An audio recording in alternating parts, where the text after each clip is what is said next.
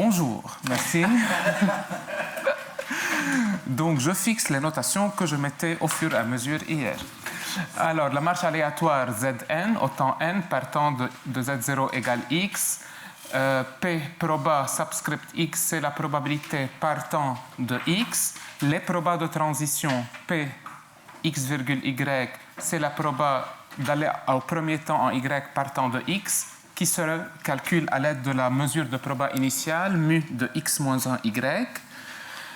P indice n parenthèse xy, c'est la proba d'être en y partant de x au temps n, qui se calcule avec la nème convolée de mu puissance n, pas sa puissance n, nème convolée de mu, x moins 1 y.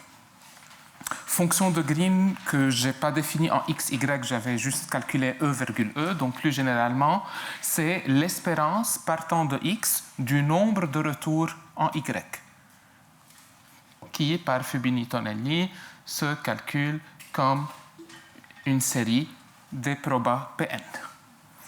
Et le critère de Polya, récurrence si et seulement si la fonction de Green, disons de E, est plus l'infini. C'est ce qu'on avait montré la fois passée.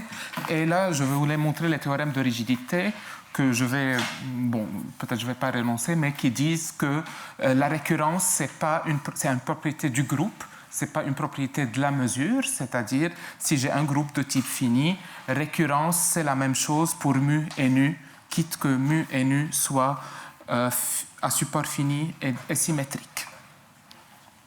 Donc, ce qui importe pour moi, c'est plutôt ce que je vais faire maintenant, c'est les notions d'analyse sur les groupes.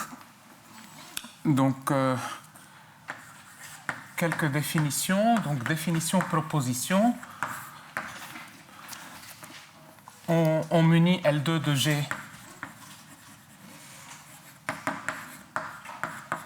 L2 de G, c'est l'ensemble des fonctions de G dans R tel que f2 de x est fini pour x dans G. On le munit du produit scalaire usuel.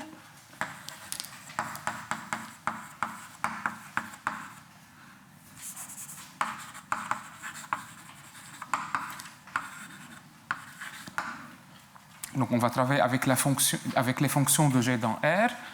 Donc, déjà, et bien sûr j'ai une mesure de proba. Mu est une proba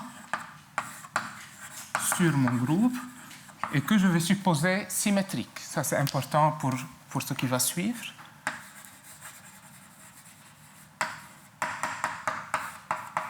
Je rappelle, c'est-à-dire mu de S égale mu de S moins 1. C'est quoi l'opérateur de Markov associé à la marche aléatoire?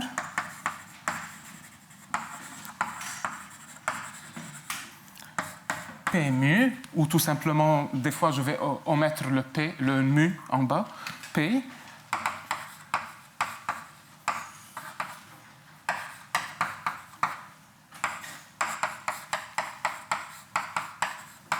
Pf de x, c'est la somme sur y. Pxy, P c'est les probas de transition, f de y. Donc, je prends une fonction de G dans R, qui est dans L2. Pf au temps x, c'est la moyenne des valeurs prises par f autour de x. Autour parce que c'est dicté par les probas de transition x à y dans le graphe de Cayley. En termes de probabilité, c'est l'espérance partant de x de la fonction f pris en la marche aléatoire au temps 1.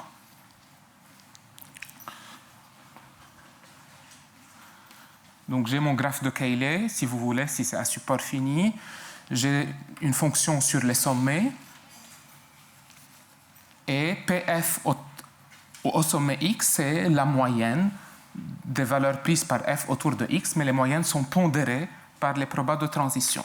Donc, ça, c'est une définition, mais la proposition, déjà, c'est que c'est un opérateur, que c'est bien défini. En fait, c'est une contraction. Est une contraction de L2. Et est auto-adjoint.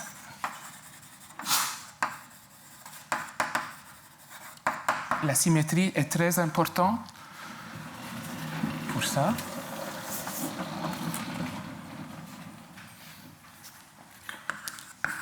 deuxième définition, générateur de Markov, c'est tout simplement identité moins P.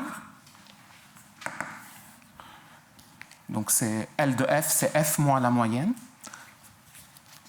Proposition, bien sûr, il est auto-adjoint et il est positif.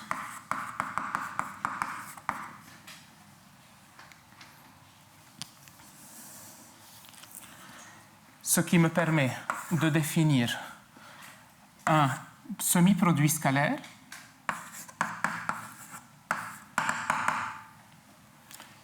je vais mettre un mu parce que c'est dicté par cette fois le produit scalaire sur L2 de G, c'est le groupe, il n'y a pas de proba. Maintenant, le fait que j'ai ma mesure mu me définit un nouveau produit scalaire, LF scalaire F, scalaire G.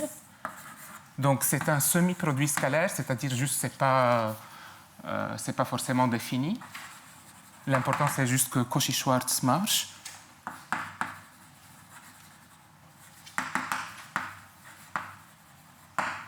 Et alors je peux parler de la norme.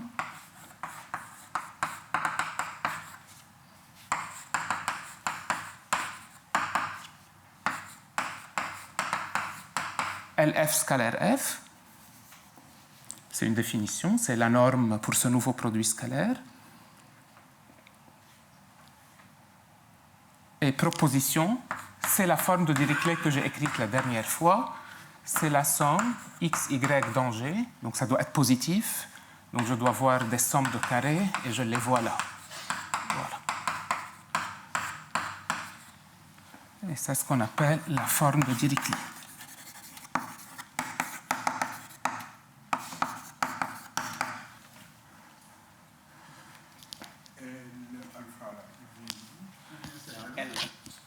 L. Matcal, c'est un Matcal, désolé.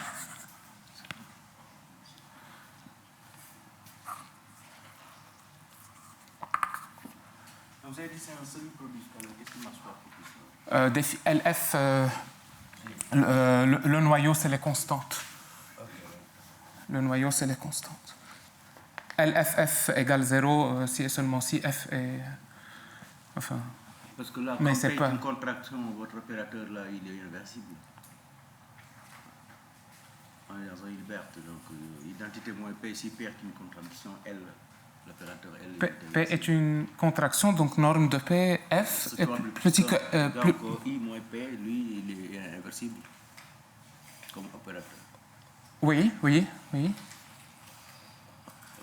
Oui, mais... Oui. Non, I moins P, il n'est pas inversible. Ces contractions, c'est pas une contraction stricte, c'est la norme. Oui, mais si la norme de P est plus petite, c'est strictement que la norme. C'est pas... Elle peut être égale à 1. Elle peut être égale à 1. Elle est. Ah, d'accord. non, elle n'est pas égale... Si et seulement... Oui. Elle n'est pas égale à 1. Mais par exemple, si Z est égal à C, Z, elle est égale à 1. Je ne comprends pas. Elle peut être égale à 1. D'accord. Donc, a priori, c'est pas inversible. Donc, si c'est strictement Non, oui, c'est pas. plus petit que ça aurait été inversible. Voilà, ça dépend des groupes. On va... Voilà. Mais non, c'est... Non. En général, quand on fait les chaînes de Markov sur les espaces finis, la norme peut être et 1 parce qu'on prend les fonctions constantes. Mais juste là, les fonctions constantes ne sont pas dans L2, forcément. Enfin, elles sont... Pardon, pas forcément. Elles ne sont pas dans L2. Donc, ça dépend du groupe. En général, on dit que P1, c'est 1. C'est correct, mais sauf que ce n'est pas des matrices, là. 1 n'est pas dans L2. C'est pour ça qu'on travaille, nous, en des groupes infinis. Et donc, on va revenir à quand est-ce que... Le but de le chapitre suivant, c'est de caractériser quand est-ce que la norme est 1 ou pas 1. Voilà.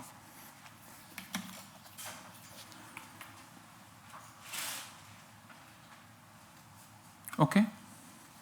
Donc, voilà. Il faut montrer.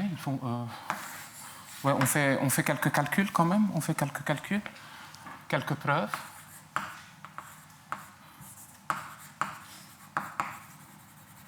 Bon, je passe contraction, je fais auto-adjoint.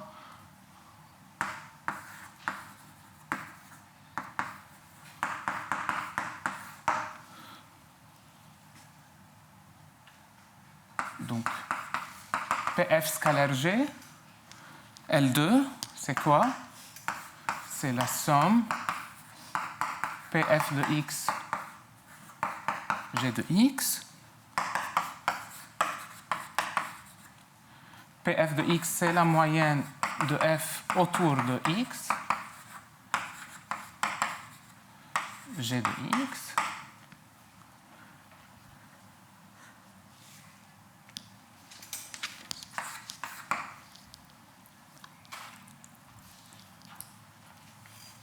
Je suis dans L2, je peux intervertir.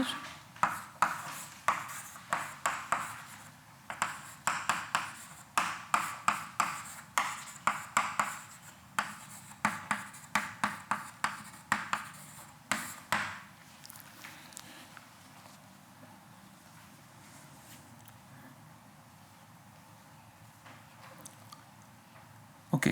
Qu'est-ce que je dois obtenir pour que ça soit auto-adjoint? Ça doit être F P de G, donc là, ça doit être PF PG de Y. X. Donc, qu'est-ce qui est important là? Pour que... C'est la symétrie.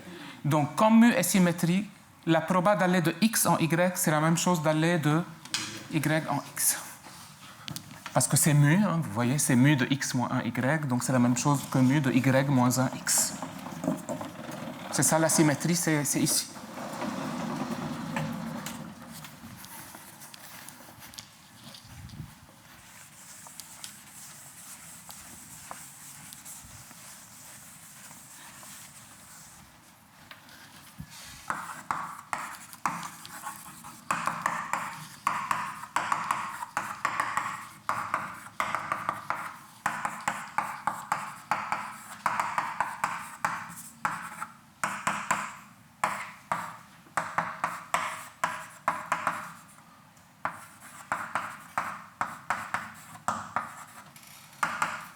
Bon, là,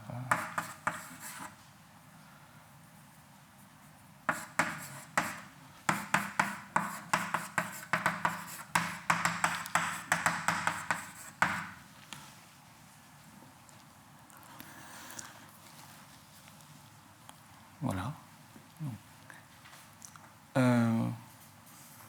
Est-ce que je montre que la forme de Dirichlet, c'est bien ça? Donc, en même temps, je montre que c'est positif et je montre cette formule. Donc, je n'ai pas montré contraction, j'ai montré que c'est auto-adjoint. Donc, 2 et 3, c'est déjà montrer cette formule de la forme de Dirichlet comme une somme de carrés. Et en même temps, ça montrera que mon opérateur est positif. Est-ce que je le montre? OK. Donc, on laisse comme... ils seront dans mes notes. OK.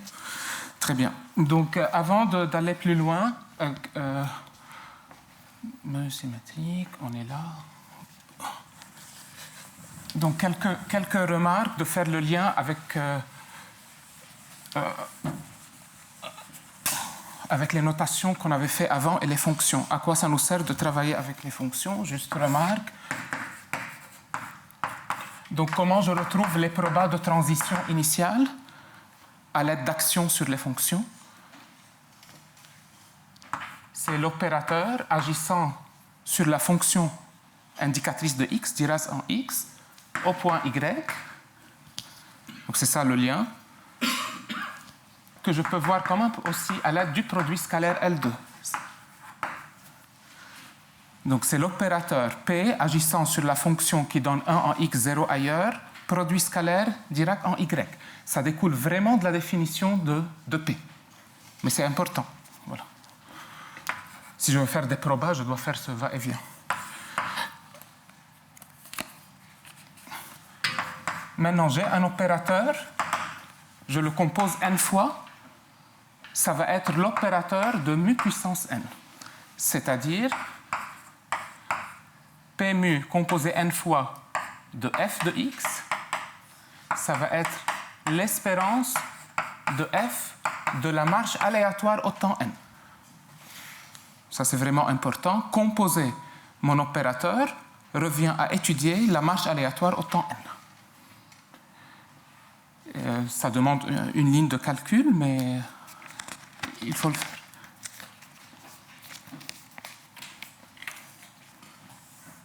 Donc aussi, ce va-et-vient est hyper important. Okay? Composer, c'est comme multiplier des matrices de transition.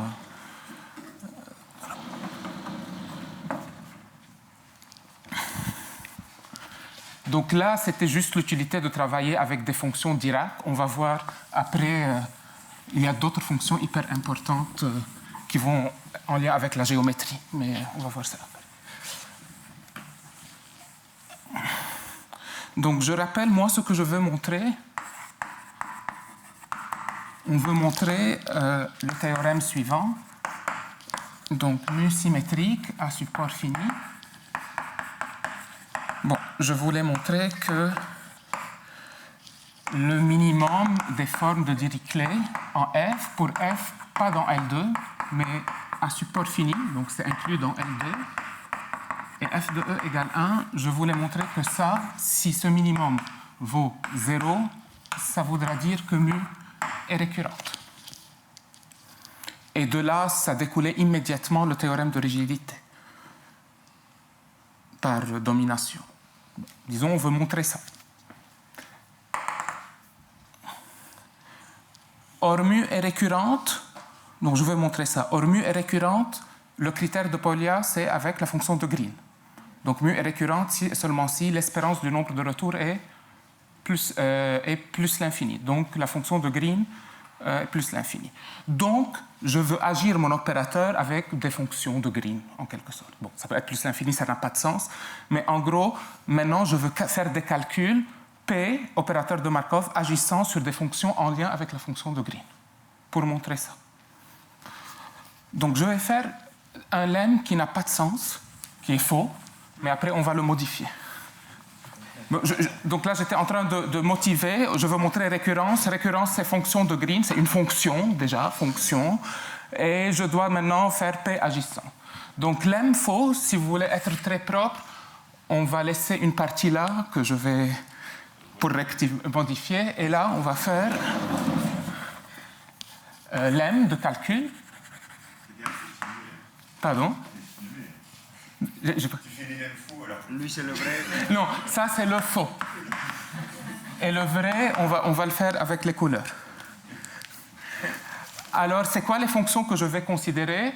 C'est la fonction de Green, disons, en point E.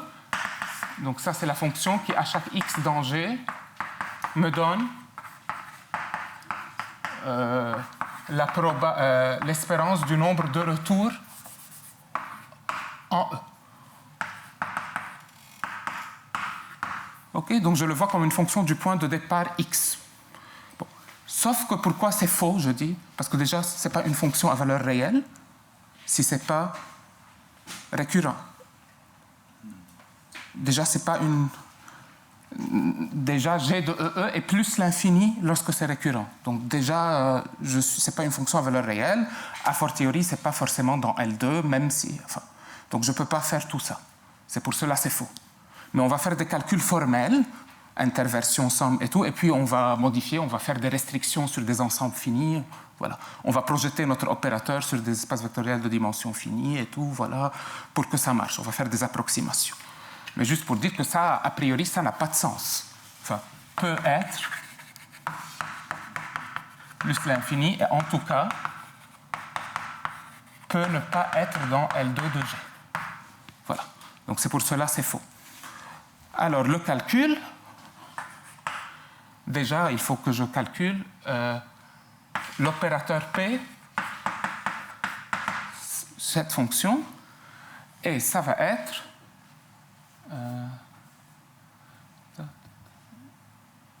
je connais L de G, ça va être la Dirac, donc ça va être G, c'est I moins G, donc c'est ça.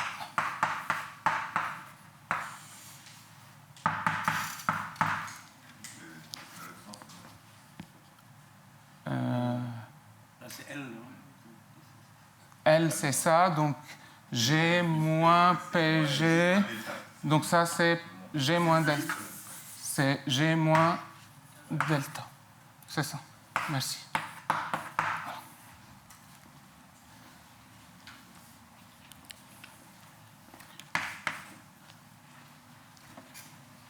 Et la forme de Dirichlet de cette fonction, c'est juste la valeur en E, qui est hyper importante pour la récurrence. Bon, qui peut être plus l'infini, vous allez me dire c'est faux, ça peut être plus l'infini, mais... Voilà, donc on va faire les calculs formels du lemme, et puis on va les modifier.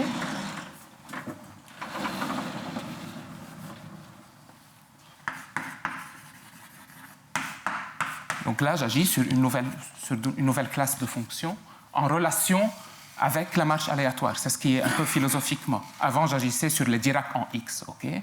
Maintenant, j'agis sur des fonctions qui encodent des propriétés de la marche aléatoire, parce que la fonction de Green, c'est lié à la marche aléatoire, c'est avec les probas de transition. Alors la preuve, ça ne va pas être dur du tout, il n'y a rien, c'est des calculs, mais il faut les faire. Donc cette fonction en X, c'est la somme des moyennes que prend cette fonction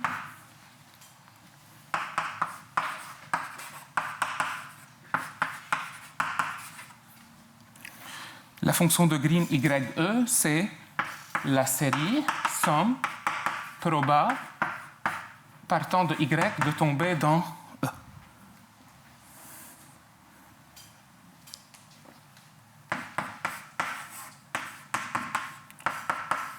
J'intervertis les positifs, j'aurai Pn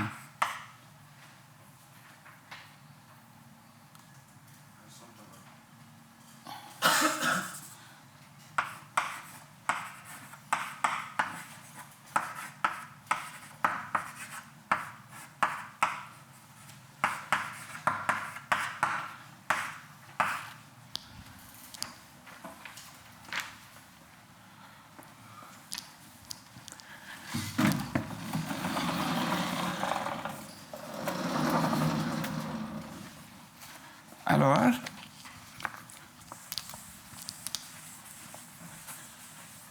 que vaut pour n fixé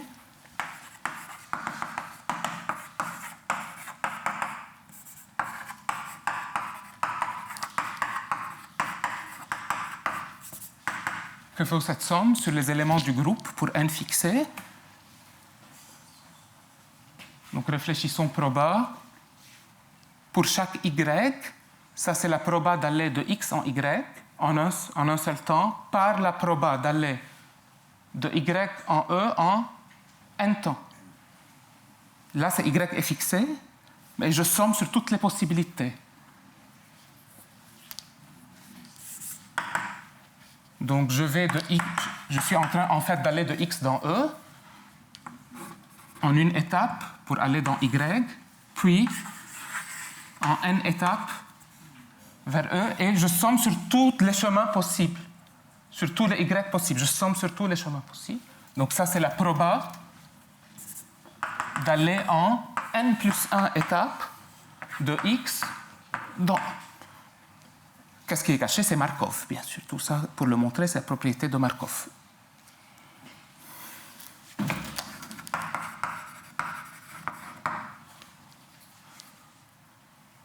Et donc, PG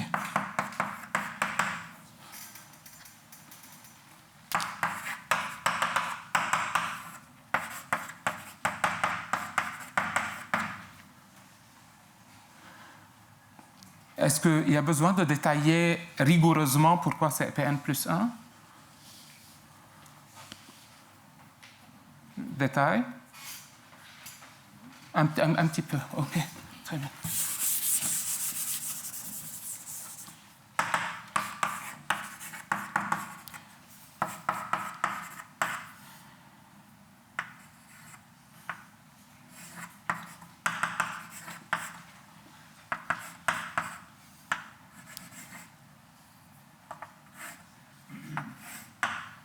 Donc ça, c'est la proba partant de x. G1, c'est le premier incrément, okay, où Z1 égale Y. Maintenant, là, c'est d'aller en n étapes. Mais comme c'est la même loi, c'est la même chose de faire comme ça. En fait, là aussi, je cache des choses.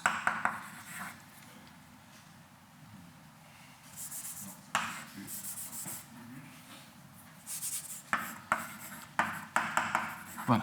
On va voir ça si c'est correct, parce que tout est utilisé là. Enfin, 7, tout est caché là. Tout est caché là. Markov, indépendant, tout est caché là. Je l'ai écrit différemment. Au lieu de dire partant de G0 égale Y et G1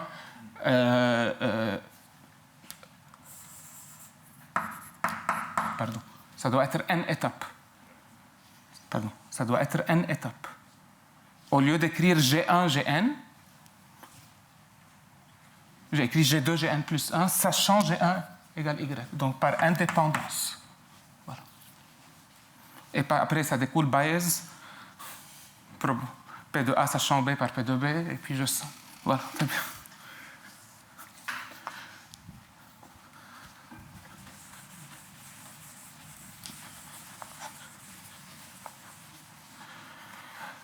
Donc j'ai ça, donc il y a un décalage. Si je pars de n égale 1 en fait, sinon, donc c'est la fonction elle-même en G, moins P de 0 xe. Ben, P0 c'est le point de départ. Quelle est la probabilité d'aller de x à 0 initialement? Je dois être déjà... Donc ça c'est x pour être... Ça, x, c'est x, x.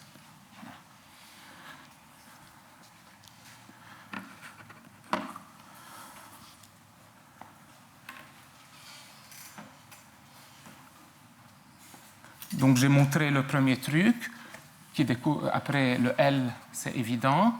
Forme de Dirichlet, c'est évident, avec le produit scalaire. Avec la formule de la somme, c'est plus compliqué. Okay? Donc, le produit scalaire, c'est L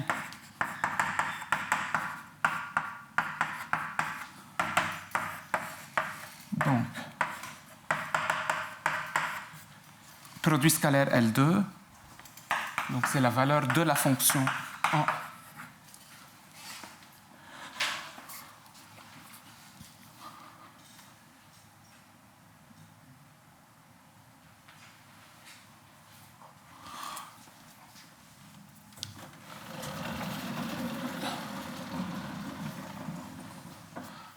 donc là, je vais rectifier, parce que tout ça, ça n'avait pas de sens, dans L2. Maintenant, on va corriger l'erreur. Donc là, c'est la rectification.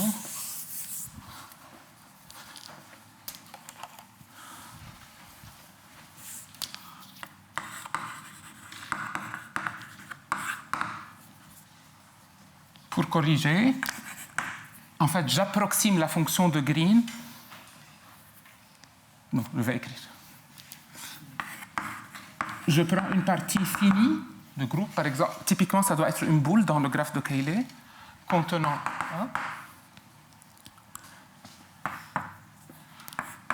Je projette l'opérateur P sur l'espace vectoriel des fonctions à support dans A. Sur l'espace, c'est la projection orthogonale de P sur l'espace vectoriel, si vous voulez, engendré par les fonctions Dirac en X pour X dans A, qui est de dimension finie.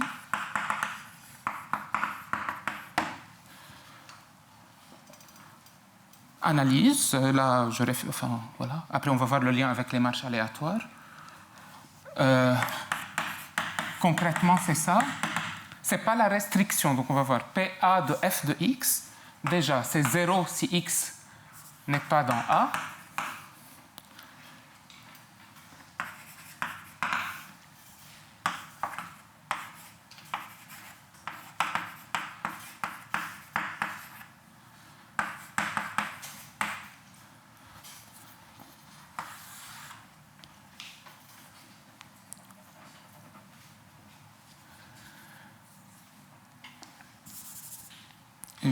Et je vais définir GA de x de E, c'est la somme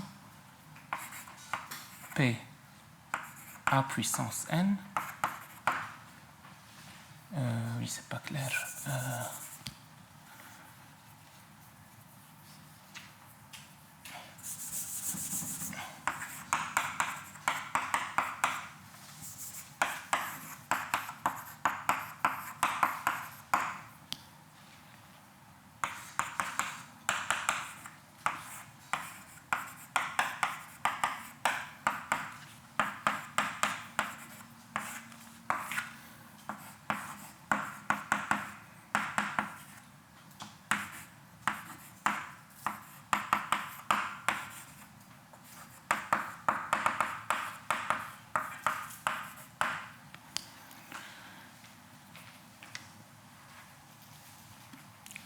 OK. Donc, la projection de P sur cet espace vectoriel, PA de f de x. Si x est ailleurs de A, ça fait 0. Maintenant, si x est dans A, je somme comme l'opérateur P. Donc, x est dans A et y doit être dans A. Donc, en termes de marche aléatoire, il ne faut pas le voir avec une marche aléatoire. Il faut regarder le graphe de Cayley. Donc, on a le graphe de Cayley et j'ai une partie finie A. Bon, la partie A a des frontières, a une frontière.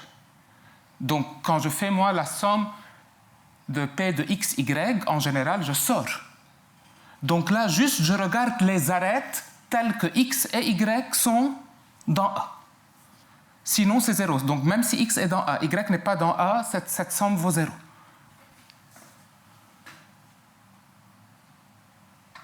En termes de marche aléatoire, c'est ça. Regardons la fonction de Green. La fonction de Green, avant, c'était l'espérance du nombre de retours, disons en E. Ça, c'est l'espérance du nombre de retours en E, tel que toute la trajectoire reste dans A. Donc, l'espérance, somme n0 à l'infini, indicatrice Zn égale E et Z0 jusqu'à Zn est dans A. Et c'est cette fonction qui va être finie. Donc, cette fonction, donc là, je suis.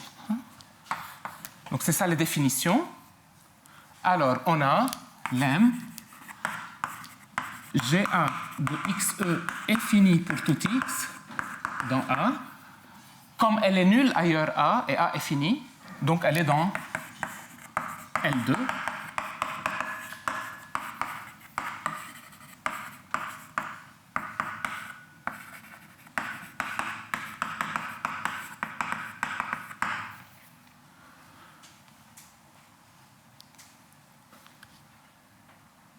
Donc, analytiquement, c'est la projection orthogonale d'un opérateur sur un espace vectoriel de dimension finie. En termes de marche aléatoire, je regarde l'espérance du nombre de retours en E tel que toute la trajectoire reste dans A. Ça arrive très rarement. Je peux revenir à A si c'est récurrent, OK. Mais rester tout le temps dans A, donc c'est pour cela que c'est fini. Et bon, il y a une preuve à faire. Et en tout cas, la fonction de Green A. Donc moi, je veux comprendre la fonction de Green initiale. En fait, c'est la limite de la fonction de Green en des boules de plus en plus grosses dans le graphe de Cayley. Où c'est la boule de rayon n dans le graphe de Cayley.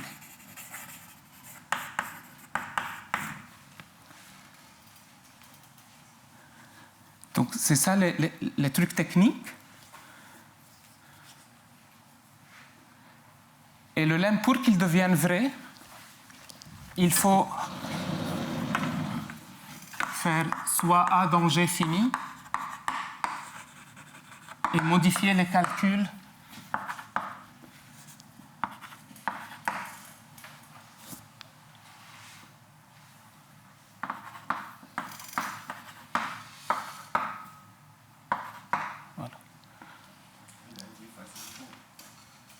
et maintenant ça devient vrai. Et ça, c'est dans L2. Et en fait, c'est même pas seulement dans L2, c'est une fonction à support fini, qui prend un nombre fini de valeurs non nulles.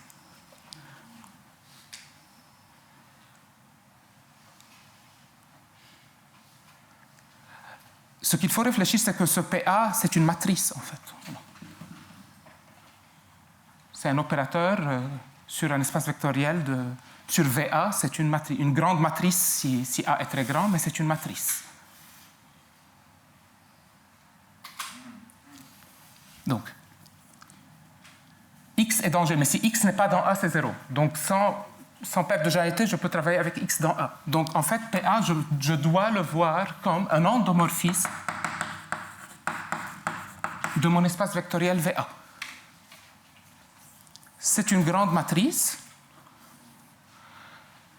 Et en fait, son rayon spectral est plus petit strictement que A. Celle-là.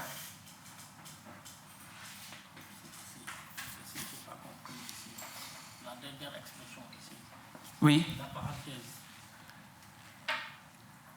C'est l'espérance de cette variable aléatoire. Et cette variable aléatoire, c'est le nombre de visites en E tel que, à cet instant de visite, j'étais toujours dans A avant.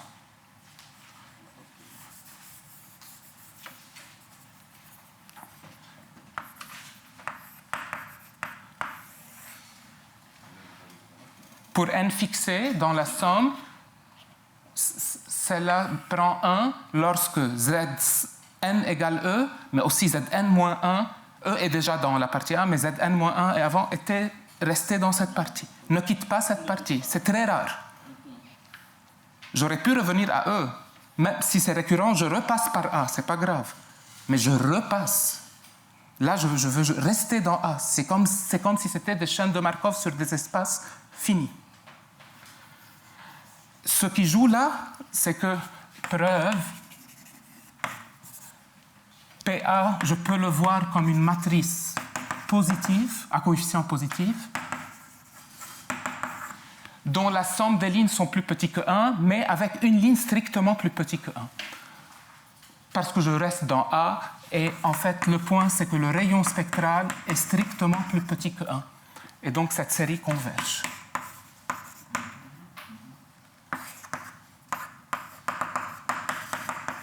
Et pourquoi c'est strictement plus petit que 1? Parce que ce n'est pas une matrice de transition. Parce que je dois rester dans A. Ça, c'est parce que si X est dans la frontière de A, la somme des P de X, Y est strictement plus petit que 1.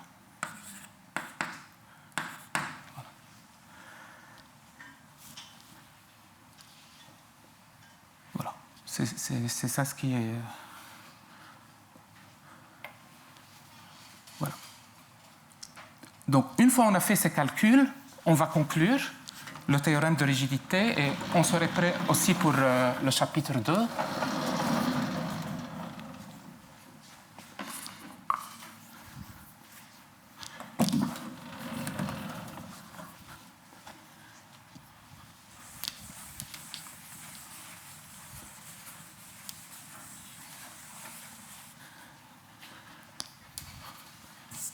Preuve de mu récurrente si et seulement si le minimum des formes de Dirichlet, tel que f à support fini, et f de E égale 1, ce minimum c'est 0.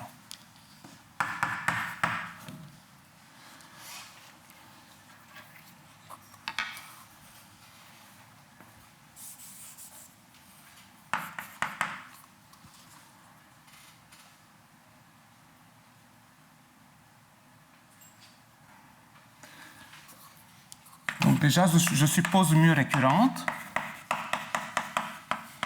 Ça veut dire quoi, mu récurrente? En termes de fonction de Green, c'est-à-dire la fonction de Green est plus l'infini.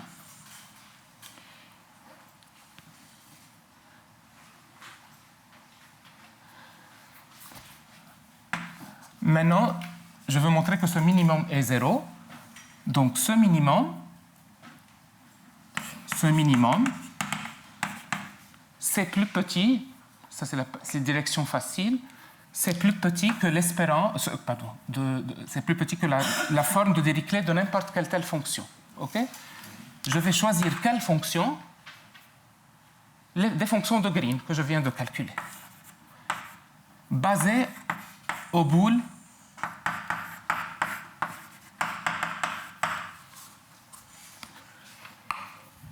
donc ça c'est des fonctions Fn. Qu'est-ce qu'elles ont comme particularité, ces fonctions Fn? Elles sont dans L2, car... C'est divisé par GBN de... oui, merci. GBN de E, merci. Fn sont dans L2. Ça c'est le lemme technique. Fn de E, ça vaut 1. Donc très bien, je peux appliquer. Fn dans L2, car Bn fini. Or, d'après le calcul de lemme, qui est maintenant vrai, E, c'est une norme, c'est presque une norme, donc c'est quadratique. Donc c'est 1 sur GBN au carré EE. Ça, c'est d'après le lemme qui est vrai. Et ça, c'est... Donc c'est 1 sur...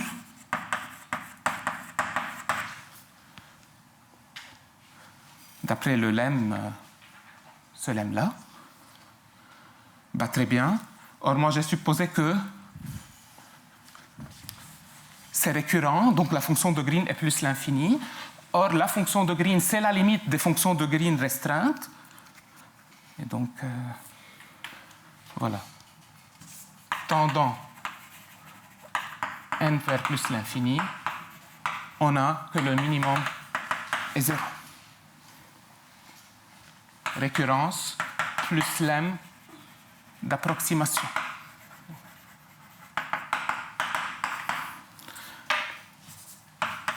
Maintenant, je suppose mu transiente.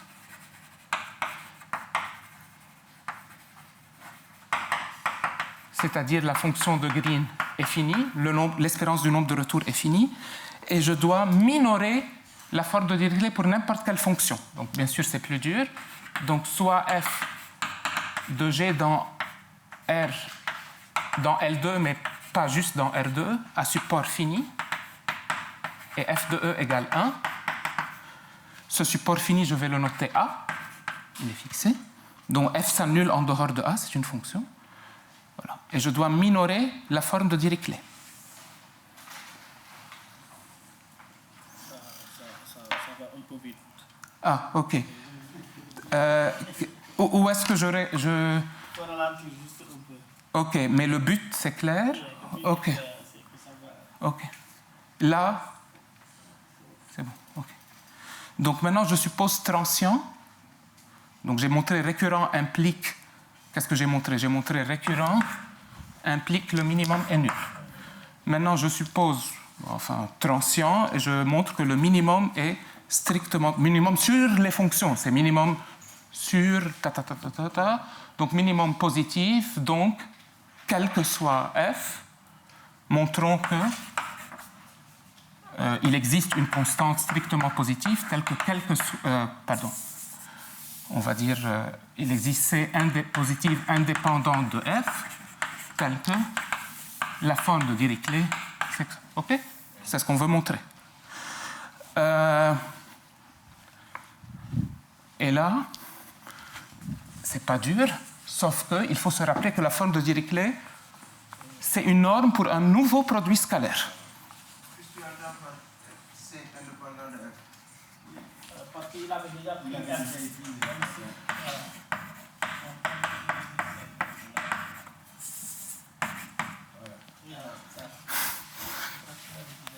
OK.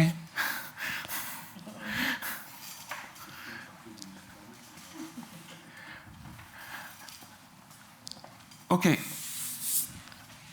Je rappelle que la forme de Dirichlet, OK, c'est LF scalaire F, mais donc, puisque L est positif, c'est un nouveau produit scalaire. Donc, je vais faire Cauchy-Schwarz. Pour toute fonction G dans L2, le produit scalaire FG nu, que je n'ai jamais utilisé pour l'instant, c'est plus petit que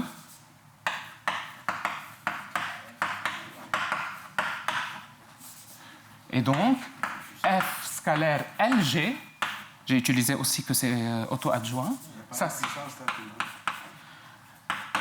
norme produit scalaire, c'est plus petit. OK, merci.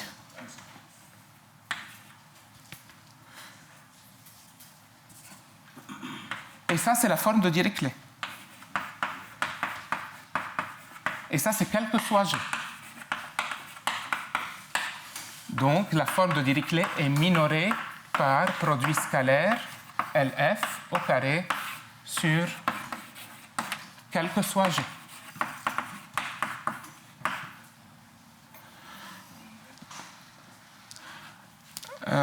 Cette preuve-là cache tout ce qui est Electrical Network dans le livre de Vos. Donc, en termes de stratégie, je suis plus le premier livre de l'allée, mais j'alterne les... Ça, c'est ce qu'on appelle un courant. Bon, je ne sais pas, mais j'ai lu et voilà, en faisant juste que ça soit pure analyse, quoi. Et voilà. Maintenant, je dois choisir une fonction bien particulière. Ben, toujours la fonction de Green basée en la fonction A que j'ai déjà... Parce que ma fonction f était fixée dès le début. Soit j'ai...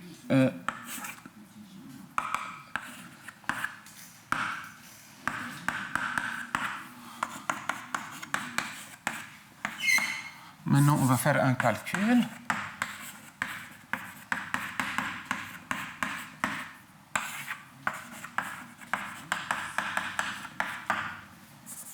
Donc, d'après le lemme de calcul, f Dirac en E, et ça, c'est la fonction de Green. Ça, c'est f de E au carré sur GA de EE.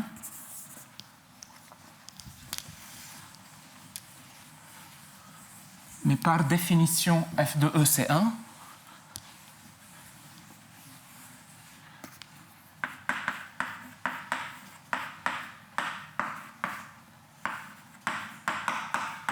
Or, la fonction de Green est toujours en A pour la restriction, c'est plus petite que la fonction de Green usuelle.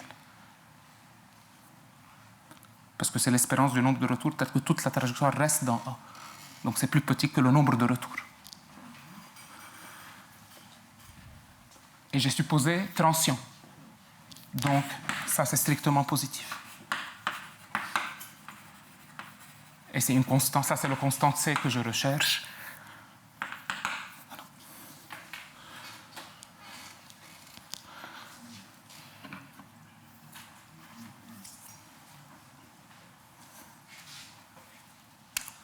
Et ça finit le premier chapitre. Bon, avant de finir le premier chapitre, il faut dire que maintenant, j'ai un groupe de type fini, avec une mesure symétrique. La classification, si c'est récurrent ou transient, c'est du Avaropoulos. Donc là, on a fait les briques nécessaires, mais ce n'est pas... Je veux dire, pour faire vraiment le cours, pour le terminer, il faut arriver au théorème de Varopoulos, qui donne une caractérisation algébrique des groupes récurrents ou non. Théorème Varopoulos, dans les années 85. Un groupe de type fini, il est récurrent. Donc récurrent, parce qu'on a dit récurrent, c'est indépendant de choix de mu symétrique. Si et seulement si.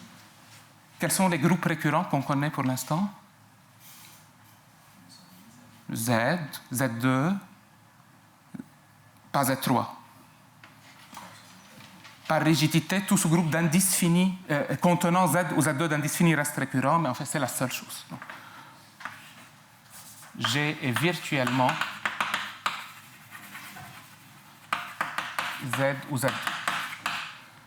Il ne faut pas refaire tout ce cours pour savoir si un groupe est récurrent ou transient. Maintenant, c'est ça. Mais ça, c'est les techniques utilisées, l'analyse sur les groupes. virtuellement, c'est-à-dire il y a un sous-groupe d'indices finis. C'est un théorème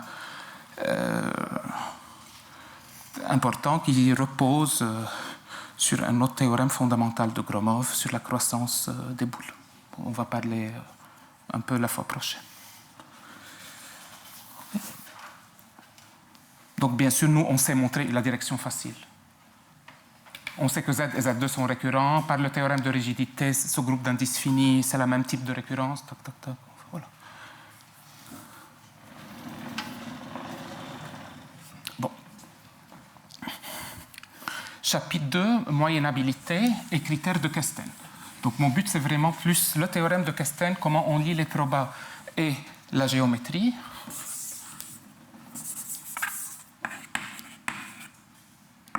Critères de moyennabilité de Kesten.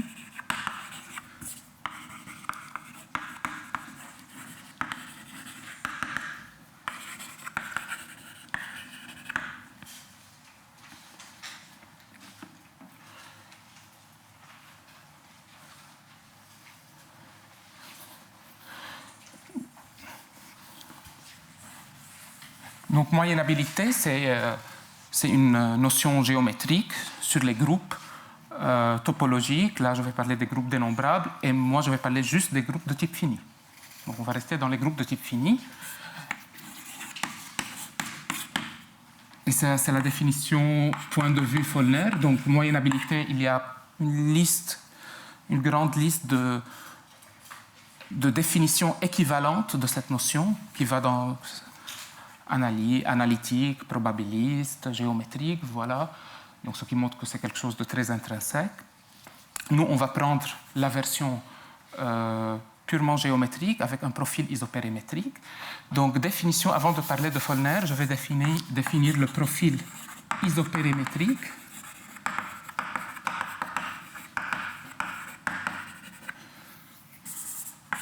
Je prends un groupe de type fini.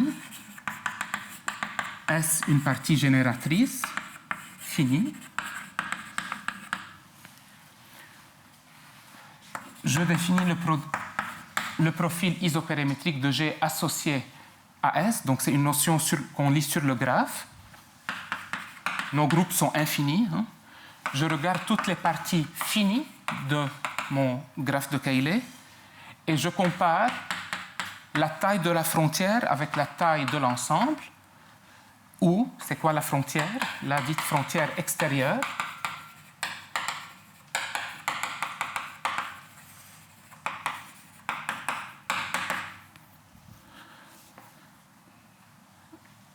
La frontière dans le graphe, c'est quoi? C'est les éléments de... C'est la frontière extérieure, donc c'est les éléments qui ne sont pas dans F, mais qui ont une arête. Voilà. Donc, tel qu'il existe X dans F, tel que XY est une arête. Et en termes de la loi du groupe, c'est la même chose de dire que X moins 1, Y est dans la partie génératrice.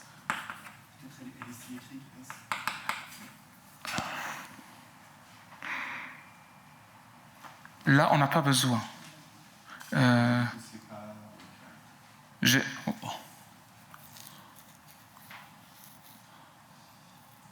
Là, j'ai le droit, mais pour la définition de moyennabilité...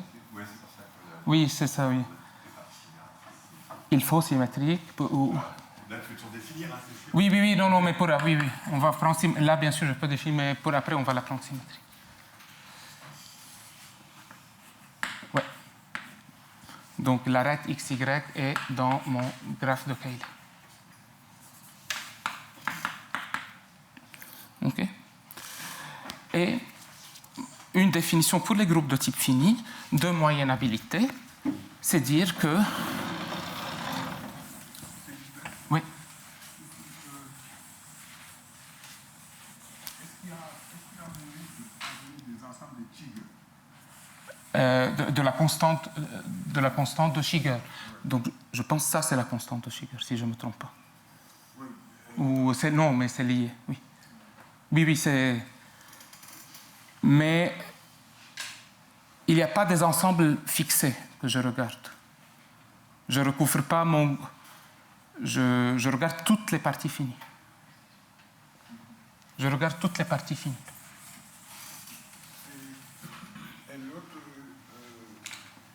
type d'inégalité de Levi-Stroganov, Qui dit qui en fait qui est une généralisation de l'inégalité isothélique. Oui. On peut penser à ces choses-là. Oui, on est là. On est ici.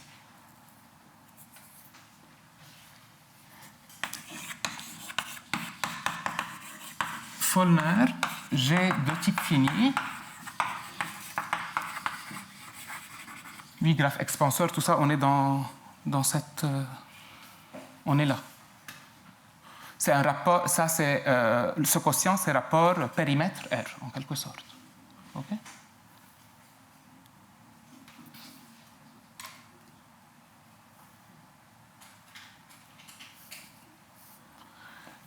On va dire que G est moyennable. Donc là, je vais mettre une proposition / définition.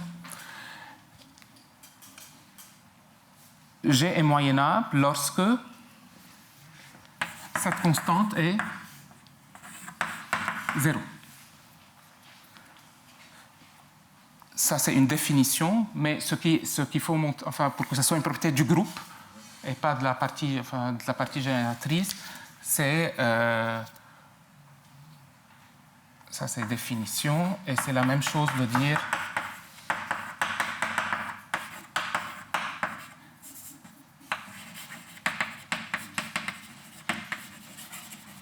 voilà. Donc le fait que cette constante, ce profil isopérimétrique soit nul. Bien sûr, ce profil change quand je change la partie génératrice, mais le fait qu'il soit positif ou non ne dépend pas du choix de la partie génératrice. OK, dans ce cas, je dis moyennable. Donc, non moyennable, que veut dire non moyennable?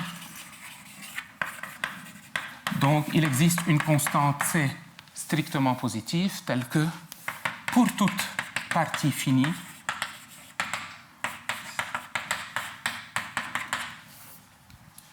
périmètre sur R est plus grand que C. OK?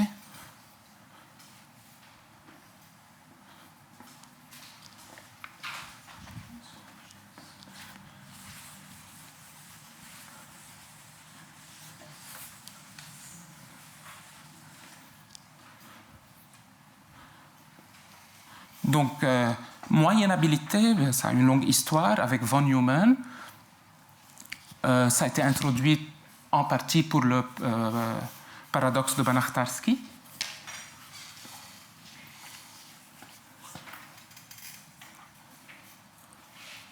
Bon, mais restons là.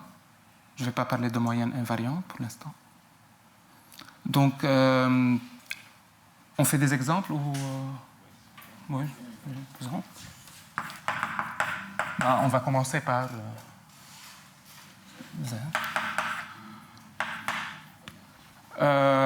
pour savoir s'il est moyennable ou non, je choisis une partie génératrice que j'aime, la partie usuelle.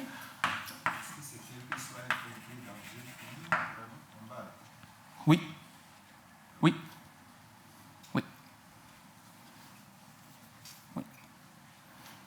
Donc, faisons ZD, puis on fait un truc où c'est pas moyennable. Voilà. Où c'est pas moyennable.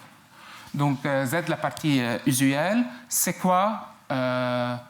OK, donc je veux montrer... ça sera moyennable. Donc, ça sera moyennable, c'est-à-dire quoi? L'inf est 0. C'est-à-dire il y a une suite d'ensembles finis que je dois exhiber, qu'on appelle une suite de Follner, telle que périmètre périmètre sur R, c'est tend vers 0. Donc, qui je vais choisir? On va exhauster, on va choisir les boules de rayon n pour la métrique des mots, qui est en termes de RD, c'est quelle métrique? C'est la métrique L1, la métrique des mots dans ZD. OK, ça c'est la boule de rayon n pour métrique des mots. Bon, c'est la boule, c'est l'ensemble des vecteurs dans ZD tels que la norme 1 est plus petite ou égale que n. Donc, c'est quoi sa cardinale? la cardinale de la... Donc, Bn, c'est juste le segment moins Nn à la puissance d. Donc, cardinale de Bn, c'est polynomial du type n puissance d. Maintenant, c'est quoi la frontière?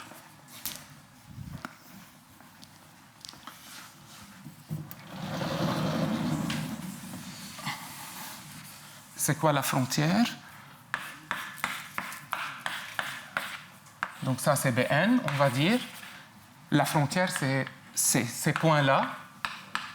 Donc c'est n'autre que les éléments qui sont à distance exactement n plus 1. Donc c'est la sphère de rayon n. Donc c'est la boule de rayon n plus 1.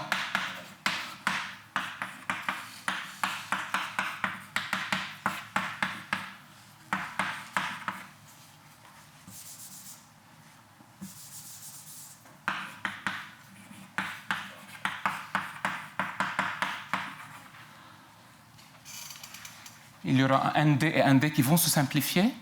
Et donc, ça va être approximativement une constante par n puissance d-1. Donc, Bn sur la frontière, c'est équivalent à constante sur n qui tend vers 0.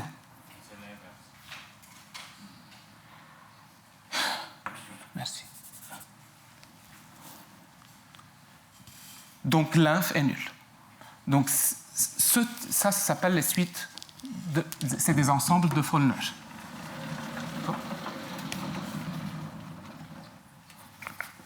Donc un groupe maintenant qui n'est pas moyennable. Donc là, est-ce que je dois aller plus vite parce que j'ai eu l'impression que peut-être là c'est bon ou oui.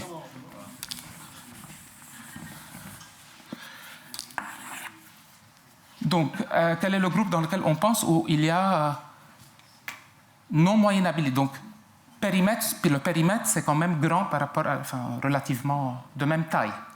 Donc, il faut penser à des expansions. OK? Donc, l'opposé, c'est qui? C'est qui l'opposé de Z2? Enfin, pensez à un graphe. Oubliez les groupes. Pensez à un graphe qui croît, enfin, qu'il y a une propriété d'expansion. Tel que si vous prenez une boule dans ce graphe, le nombre de voisins est quand même... Un graphe, pas un groupe. Oui, le groupe libre, un arbre. Ça, c'est ce qui fait ici que le ratio est petit, c'est qu'il y a des cycles quand même. Donc, on va prendre F2. Le groupe libre a 2 générateurs. Voilà. Je suis nul en dessin.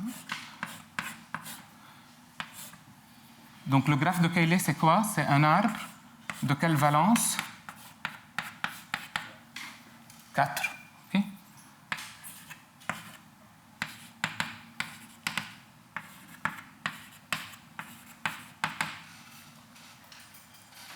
OK. Comment on va montrer qu'il est non moyennable? Comment on va montrer qu'il est non moyennable?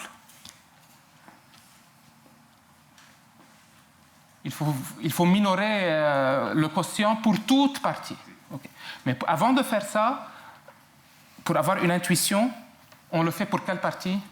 Pour vous convaincre, parce que j'ai l'impression que je fais ces calculs. OK. Donc, on va choisir les boules. Mais même si je choisis les boules, ça ne montre pas moyennable. C'est-à-dire, même si je choisis... Parce que là, il faut minorer ce ratio périmètre sur R pour toutes les parties. Mais pour se convaincre, voilà.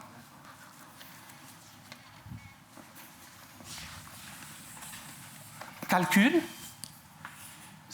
donc digression, boule de rayon n. C'est quoi la boule de rayon n? C'est quoi un élément X est de longueur n exactement, c'est s'il s'écrit comme un mot réduit. Voilà. Juste A et A-1, je fais E, sinon A fois B, ça reste A fois B. Mot réduit. Donc, boule de rayon n, donc là, c'est plus simple de calculer la sphère. Voilà. Combien il y a d'éléments de longueur 2? Il y a de longueur 2. Donc de longueur 2, qu'est-ce qu'il faut?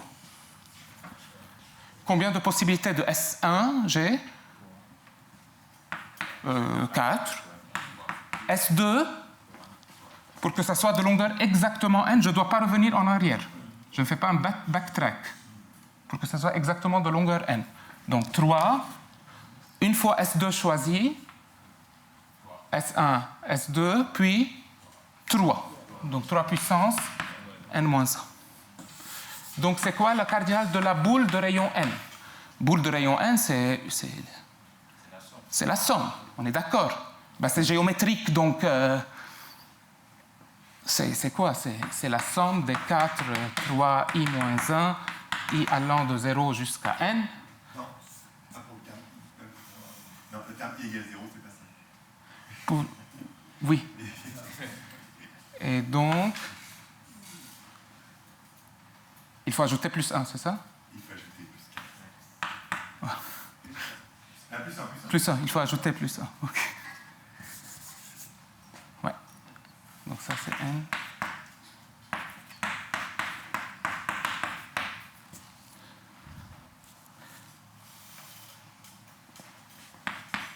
Et donc, c'est quoi, cette somme?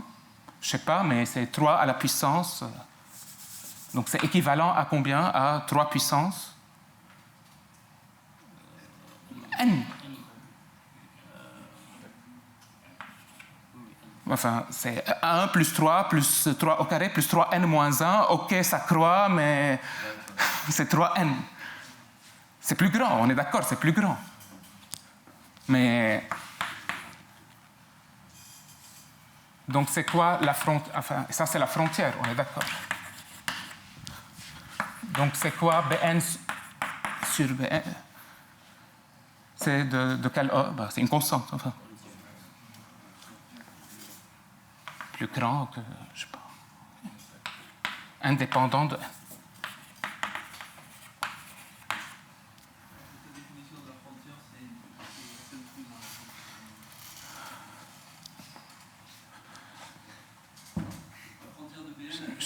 Je suis d'accord.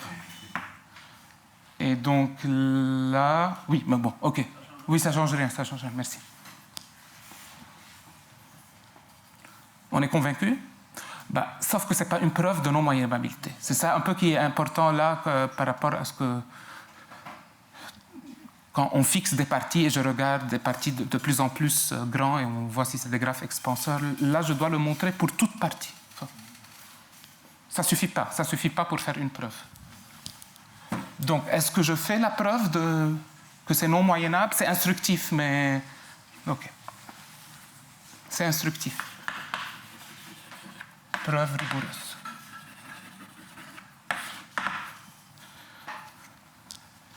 Là, c'est le brouillon, mais ce n'est pas suffisant. Donc, la preuve de non-moyennabilité, je n'ai pas de choix, soit F dans F2, partie finie, et montrons que, voilà, minorons frontière sur la taille, point, par une constante indépendante de la frontière. Oublions pour l'instant ce F. Qu'est-ce qui est de particulier dans le groupe libre? Okay. Qu'est-ce qui est de particulier dans le groupe libre? Cette croissance. Je dois utiliser cette croissance d'une certaine façon. Okay? Donc, je vais agir sur mon groupe libre à gauche. Okay? Donc, déjà, je vais noter comment je peux partitionner mon groupe. Je peux le partitionner en tac, tac, tac, tac et E. Okay. Algébriquement, c'est les mots qui commencent par A, les mots qui commencent par A-1, les mots qui commencent par B. Voilà. Donc, notons EA, EA-1, EB, EB-1, l'ensemble des mots réduits dans F2, commençant par A, etc., respectivement. OK? Et on va voir expansion frontière, mais la frontière, c'est une multiplication par un élément de soit de A, soit de B, soit de A-1, soit de B-1. C'est sa frontière. Donc je vais translater, mais cette fois par des parties finies, des parties infinies. C'est ça. Donc, je prends EA, ça c'est EA, et je le translate par A-1.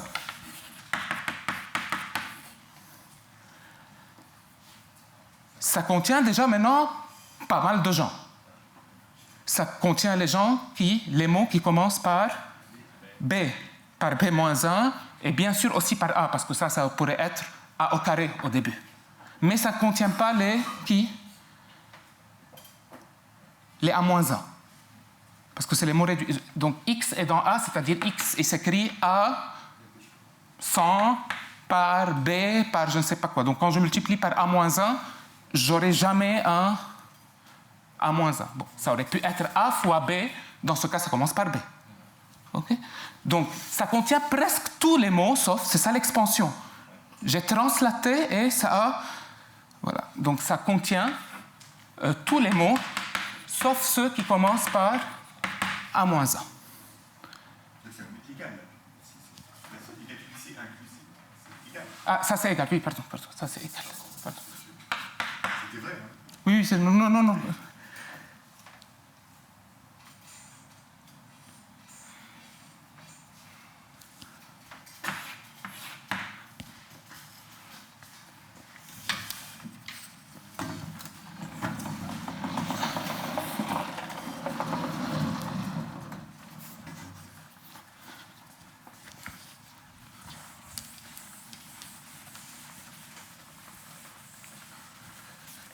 Donc en particulier, là j'ai un bug, il faut faire qui?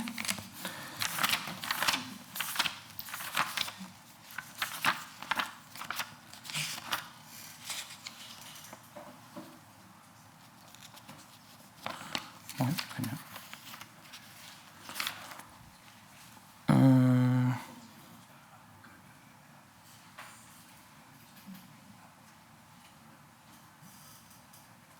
Ouais, très bien. Donc maintenant, j'ai ma partie fixée A. Donc ça, c'est l'expansion, on est d'accord? J'intersecte avec A, F, ma partie finie F.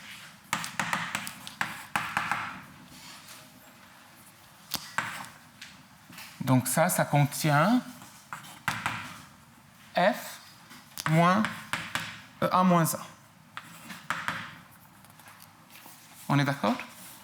Donc F, c'est ma partie abstraite que je ne connais pas, inconnue. Voilà.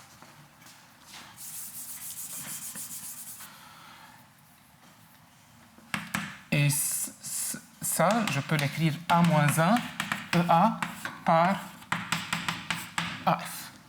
Okay? Parce que moi, je veux regarder le profil de F, donc je vais comme ça. Et maintenant, je peux passer au cardinal. On est d'accord? C'est ces parties finies. Donc, F moins EA moins 1, c'est plus petite que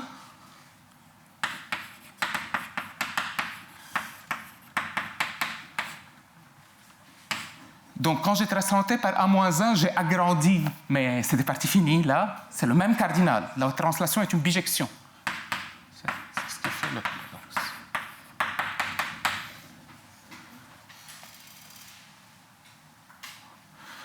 Et donc,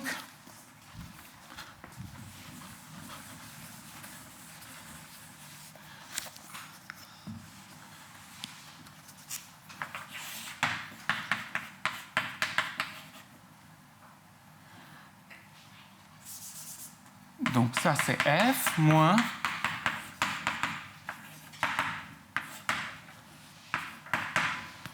alors ça, je vois les gens qui sont dans F et les gens qui ne sont pas dans F. OK?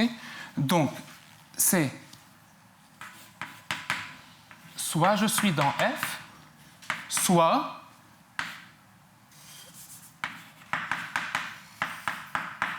je regarde les gens qui sont dans F mais pas dans AF et l'opposé.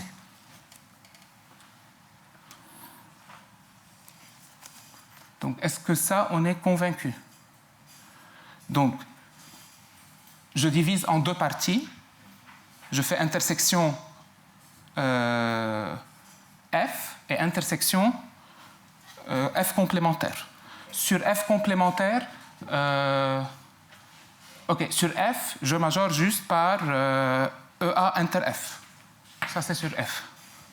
Sur F complémentaire, ce sont les gens qui sont dans F complémentaire et mais dans AF. Bon, parce que... La notation, c'est quoi? Ok, laissons comme ça, en fait, plus AF, Enter, F complémentaire. Ça, c'est voilà, c'est bon. C'était la différence symétrique. Mais là c'est correct.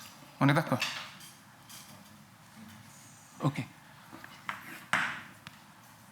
Voilà. Donc ça c'est vrai pour toute partie finie F. Ça c'est un calcul.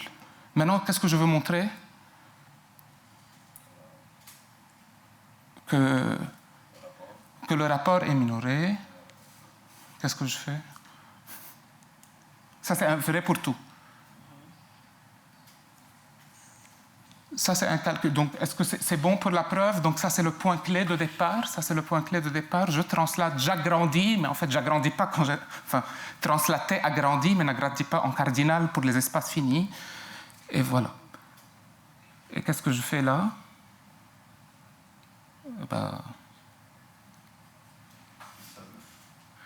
Oui, mais enfin, c'est quoi la stratégie? Pour minorer, comment je vais dénicher cette constante universelle qui est indépendante de la partie finie? C'est ça, on veut minorer, on veut faire ça divisé par ça. Ça, c'est la frontière, on est d'accord, c'est ça, F complémentaire. C'est complet. Il faut que tu sommes sur A, moins 1, B, moins 1. Oui, c'est ça, oui, c'est pas ça, voilà, il faut sommer. Il faut sommer, bien sûr, parce que la frontière, c'est... Voilà. Mais comment je retrouve... Donc, voilà, on peut dire idem, FB moins F, F, c'est quoi ça? F, EB moins 1 plus petit que EB.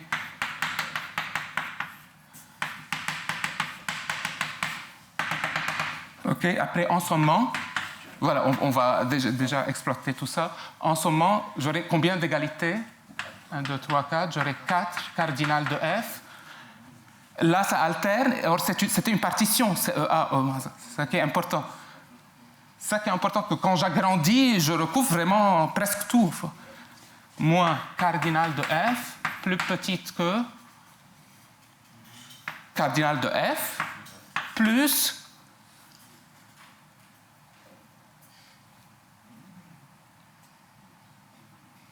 F, c'est pas partie finie, A fois F, c'est-à-dire je suis allé dans le graphe de Cayley. Voilà, en partant de A. Donc c'est la frontière. Parce que c'est la partie génératrice. Voilà. Désolé. Et voilà. Et là, qu'est-ce que j'obtiens?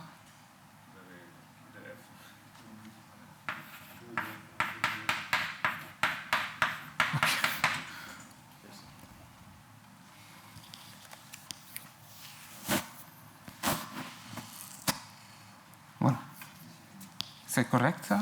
C'est quelque chose de aussi bizarre que la constante. Oui, c'est ça. Il y a un truc il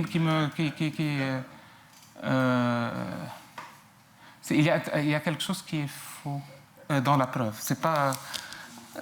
la preuve doit être par l'absurde, mais...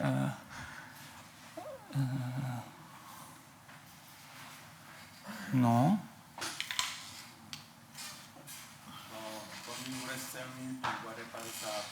Oui, il y a quelque chose à réparer là. Bon, on répare ça après. Ok, mais l'idée c'est ça, à réparer. Voilà, idée à réparer. Pourquoi j'ai dans ma tête que ça doit être par l'absurde, mais idée à réparer. Mais tout est là en termes d'idée. Ok. Voilà. C'est quoi le théorème de Castan? Voilà, on va.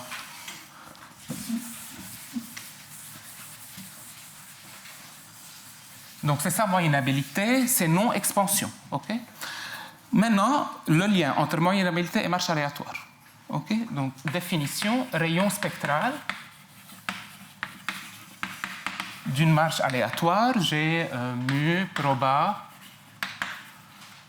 sur G symétrique à support fini. Je vais définir le rayon spectral de mu comme la norme de cet opérateur de Markov.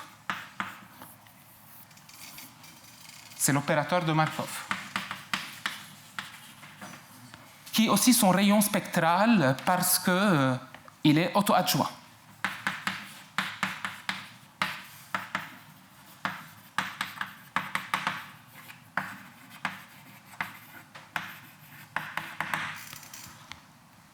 Donc, déjà, ce rayon spectral, bien sûr, il est positif, mais il est plus petit que 1, car c'est une contraction.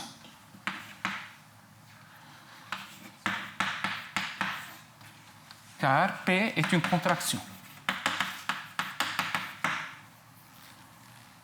Donc là, on revient au début de la discussion. Et être 1 ou pas 1, c'est... ça détermine la moyennabilité ou non. Donc on revient à toute la discussion. Là, quand Jean-François a dit ça dépend des groupes, ça, c'est ça. Voilà. Okay. Théorème, Castan,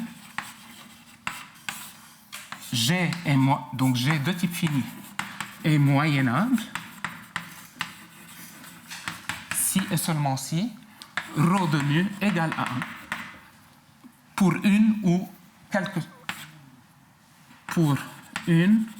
ou toute mu symétrique. Et ça, c'est Castan, voilà, dans sa thèse. Donc, c'est ce qu'on va montrer.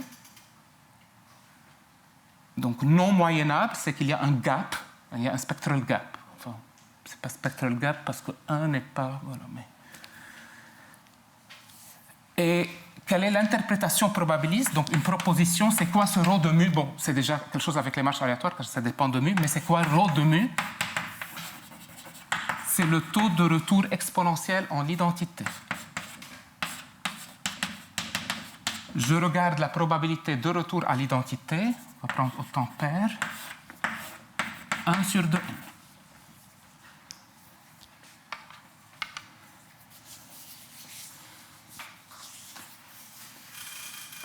Donc, qu'est-ce qui se passe? Je termine là. Qu'est-ce qui se passe quand c'est non moyennable? Donc, non moyennable, ça implique ρ de mu. C'est la même chose. C'est équivalent à ρ de mu plus petit que 1. Et c'est la même chose que... Quelle est la proba de retour en l'origine? Elle décroît exponentiellement vite. Donc, la fonction de Green est finie, donc c'est transient. Enfin, c'est sa non-moyennabilité, c'est forte transience.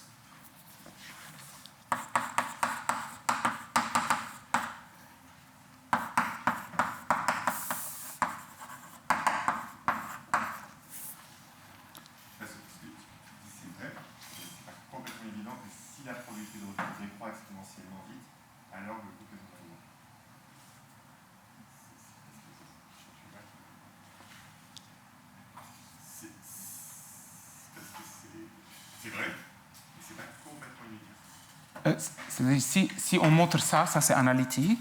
Si tu montres que la probabilité de retour décroît exponentiellement vite, ça implique que le groupe est non moyennable. C'est complètement un raisonnement. Il y a un petit peu plus utilisé. Tu vas montrer qu'un vecteur tel que PNV scalaire V décroît exponentiellement est en déduit que pour tout vecteur PNV scalaire V décroît exponentiellement. Mais si je suppose symétrique. Ouais, donc comme ça. Ça veut dire, si je montre ça. Supposons que je sèche... Non, ça marche. Mais parce que tu mets des équivalents. Tu as mis équivalent à la dernière ligne, qui est la probabilité de retour décroît exponentiellement. Attends. Oui, non, mais c'est la première égalité. Pourquoi la première égalité, c'est vrai? C'est la première égalité. Celle-là? Ah oui, d'accord. Mais ta proposition... Oui, mais ta proposition, voilà, j'ai pas compris. Ta proposition n'est pas immédiate. Non. C'était en combinant ce théorème avec la proposition. Oui, j'étais rapide pour dire que ça c'est vrai. Ρ de mu, ça s'interprète, plus ça. Voilà, non, je n'ai pas compris. Oui. C'était ça le programme, c'est de montrer ça, et avec ça, et voilà. Maintenant, ZD, est-ce qu'il est moyennable? Qu'est-ce qu'on a montré sur ZD? Il est moyennable avec les suites de Follner. Une autre preuve, quelle est la probabilité de retour en l'origine? On l'a fait la première fois, c'était 1 sur n puissance d sur 2, c'est polynomial. Donc ce n'est pas exponentiel. Donc c'est moyennable. Dans le free group, on a montré que c'est non moyennable. Donc, la proba de retour à l'origine décroît exponentiellement. Enfin, je vais dans la direction que je veux, mais voilà, c'est un va-et-vient. OK, on continue jeudi.